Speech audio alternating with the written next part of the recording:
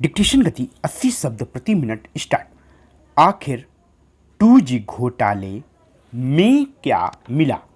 लंबे इंतजार के बाद इस सवाल का जवाब मिलने की उम्मीद है, क्योंकि बीते दिनों दिल्ली उच्च न्यायालय ने 2G स्पेक्ट्रम आवंटन घोटाला मामले में पूर्व दूरसंचार मंत्री ए राजा और अन्य को बरी किए जाने के खिलाफ सीबीआई और ईडी की अपीलों पर दैनिक आधार पर सुनवाई करने का आदेश दिया।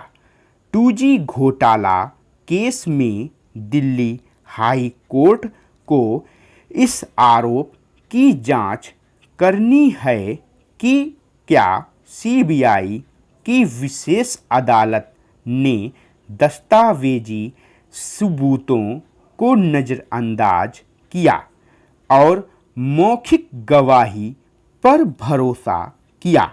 विशेष अदालत ने भारतीय साक्ष्य अधिनियम की धारा 165 में मिली शक्ति का उपयोग क्यों नहीं किया? ध्यान रहे कि 2G स्पेक्ट्रम घोटाले में दिल्ली स्थित सीबीआई की विशेष अदालत ने 2017 में आरोपितों को दोष मुक्त कर दिया था। इस पर बहुत हैरानी जताई गई थी, क्योंकि इस केस में सुप्रीम कोर्ट ने प्रथम दृष्टया घोटाला मानकर 122 लाइसेंस रद्द कर दिए थे और जुर्माना भी लगाया था।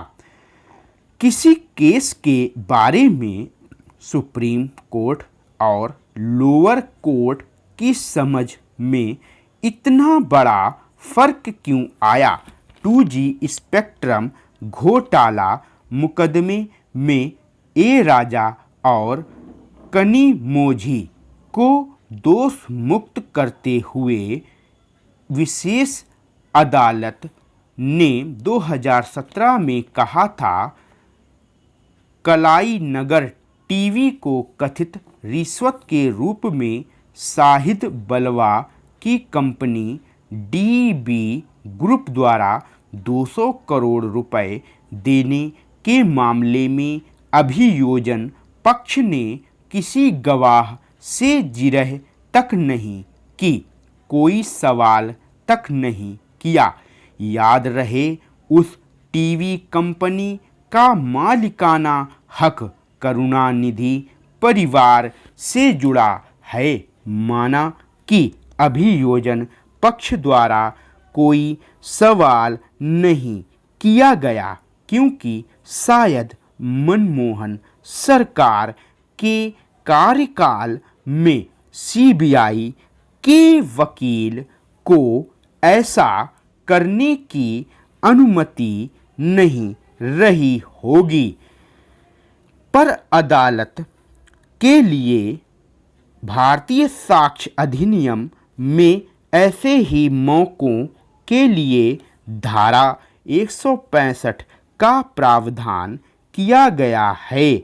आखिर इस शक्ति का उपयोग क्यों नहीं किया गया, जबकि यह सूचना उपलब्ध थी कि इस घोटाले में 200 करोड़ रुपए की रिश्वत देने का आरोप लगा है? इस केस का यह सबसे प्रमुख सवाल है।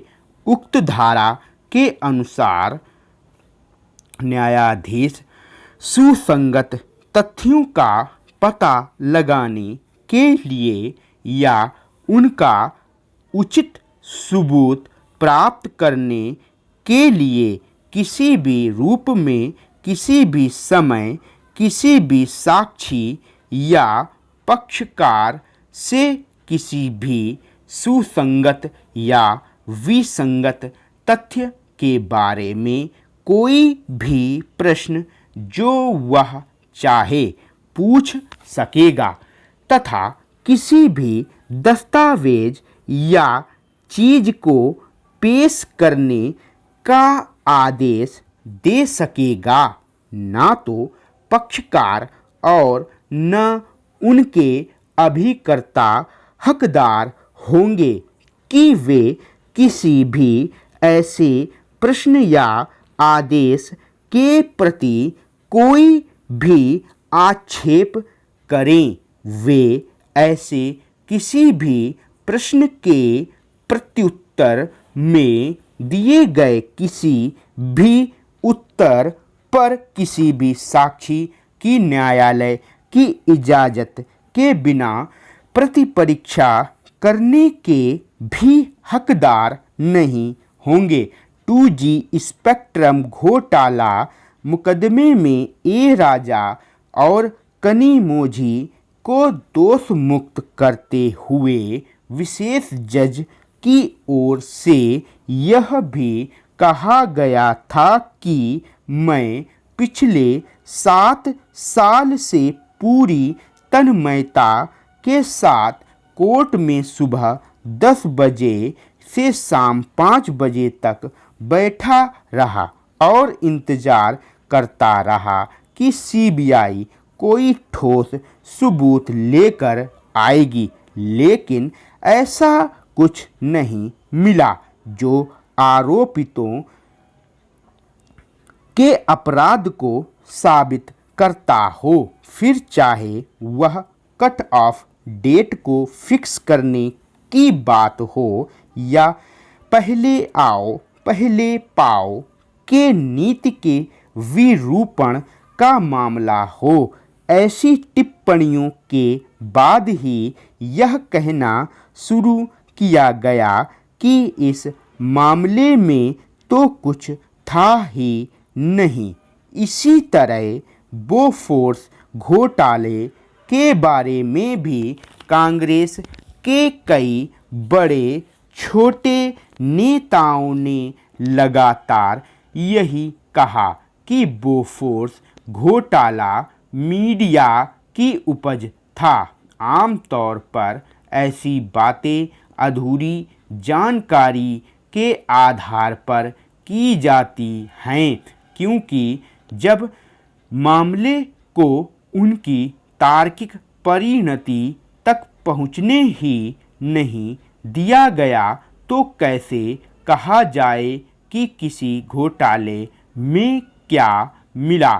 कम ही लोगों को मालूम है कि बोफोर्स मामले में दिल्ली हाई कोर्ट के निर्णय को सुप्रीम कोर्ट में चुनौती दी गई है। मामला विचाराधीन है। याद रहे कि 2005 में दिल्ली हाई कोर्ट ने जब बोफोर्स कांड के आरोपितों को दोष मुक्त करार दे दिया तो तत्कालीन मनमोहन सरकार ने उस निर्णय के खिलाफ सुप्रीम कोर्ट में अपील तक नहीं की।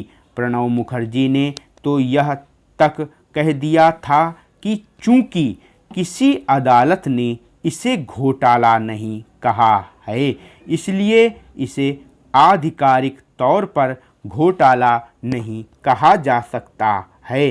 पर वकील अजय अग्रवाल की लोकहित याचिका पर जब कभी सुप्रीम कोर्ट विचार करेगा तो उसके सामने एक महत्वपूर्ण तथ्य आएगा। उस पर उसे अपनी एक बनानी होगी।